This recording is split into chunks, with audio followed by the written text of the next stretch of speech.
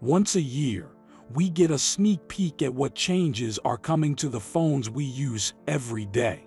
No, I'm not talking about the new phones that come out in the fall. I'm talking about the software that runs your phone.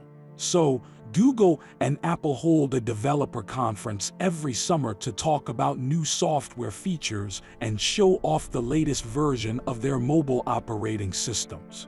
Apple announced that the next version of its iPhone operating system, iOS 16, will be available for iPhones 8 and up in September. In the same way, Google announced Android 13 earlier this year, in March to be exact.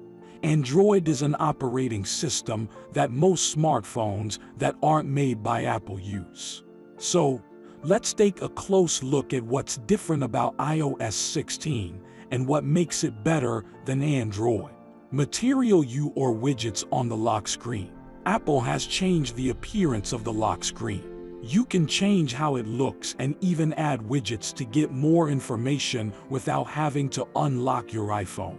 And notifications now come from the bottom, which makes them easier to reach than on Android. Instead of widgets, Android has at a glance, which also works quite well. But Android, we need you to clean up your notifications. It's not right to say that iOS looks great or that Android looks better because it's a matter of taste. Some people like iOS because it is easy to use, while others don't like that it can't be changed like Android can or that it doesn't have a theming engine. Android cop is Apple Wallet. Well, there's been a wallet app for iOS for 5 years. But Google Pay was a huge failure, so the company brought it back as Google Wallet last month. And now, it's kind of catching up to the Apple Wallet by letting Android use some of these features. The Android and iOS Messages apps are getting better, but Apple isn't using RCS at least anytime soon. Google also updated RCS, the next messaging standard, with Android 13. Only if Apple adopts it. You now have a way to tell when someone is typing, and you can also make groups. With Android 13, users will also be able to send photos with a high resolution, and the chats will be encrypted from start to finish. Yes, these aren't new features, and most of them were already in Apple's Messages app. Apple, on the other hand, hasn't joined RCS yet, but it has added some new features to its Messages app. In iOS 16, users have 15 minutes to change or delete a message. You can also change your mind up to 30 days after deleting a message. Also, SurePlay is coming to Messages, so you'll be able to text while watching a video or listening to the same song and telling your friend which part you liked best. Who is more concerned about your privacy?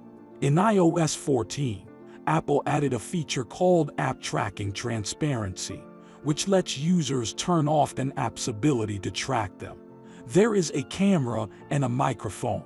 If your camera or microphone is being used, a little bubble will appear at the top of the screen. With iOS 16, Apple has added a feature called Safety Check, which lets you turn off access to data to keep it safe from abusers.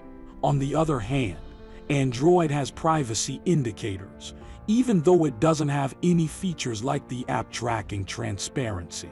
Also, Android 13 will let users give apps permission to access only certain photos instead of the whole library. So, when it comes to privacy features, Android is catching up to iOS. In conclusion, but both OS are getting updates that will change how you use your phones. There are some common things here that might make your lives a little bit better. If you like this video, give it a thumbs up and click the button that says subscribe.